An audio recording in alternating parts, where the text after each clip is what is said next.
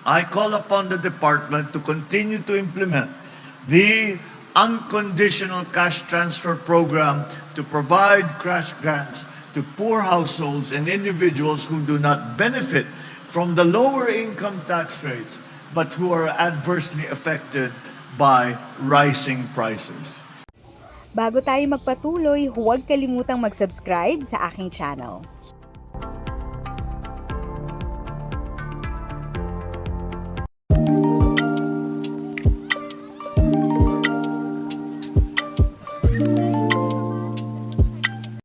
Magandang araw sa ating mga viewers at senior citizen.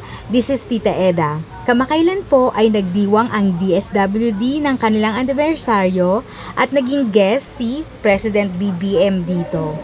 Dito sa kanyang speech ay sinabi niya dapat ay ipagpatuloy ang pagbibigay ng cash grants sa mga mahihirap na Filipino. Gayon din, ang social pension para sa indigent senior citizen ay dapat tuloy-tuloy ang programa.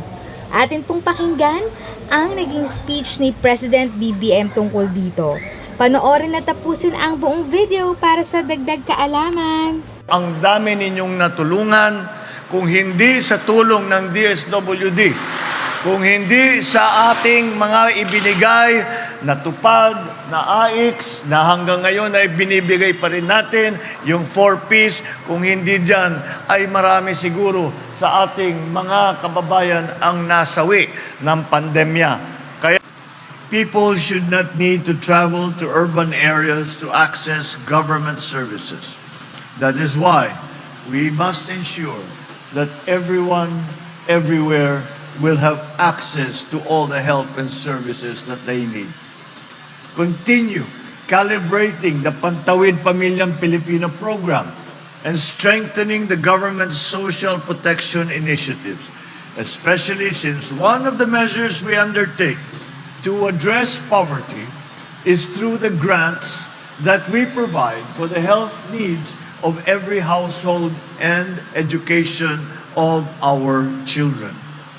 In addition to this, I call upon the department to continue to implement the unconditional cash transfer program to provide cash grants to poor households and individuals who do not benefit from the lower income tax rates but who are adversely affected by rising prices.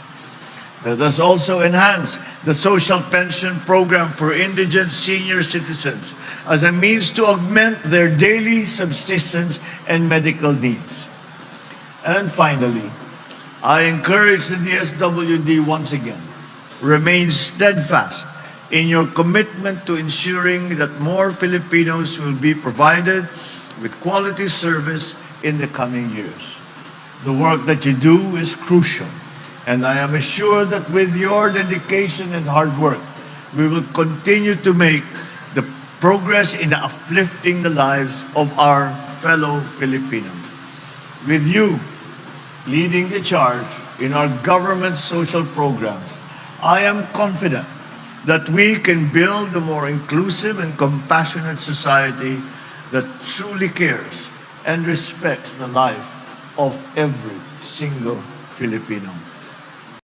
If sa tingin mo, natulungan ka ng video ko na ito, nakasave ka sa oras mo, you can click yung thanks button at any amount ay malaking help sa pag-grow ng channel ko. Yan lang po muna ang aking update.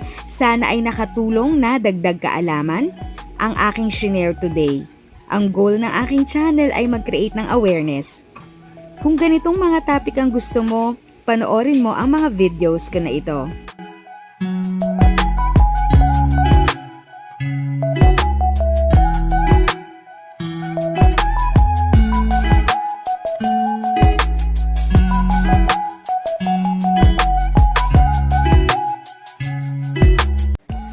Thanks for watching! Kung may kapamilya, kaibigan o kakilala sa tingin mo ay magiging interesado sa video, please share or tag sila sa comment section. At syempre, if nagustuhan mo ang video, i-like mo na ito at subscribe ka na din. As always, feel free to write your questions, comments, and opinions respectfully. And continue to be a blessing and stay safe!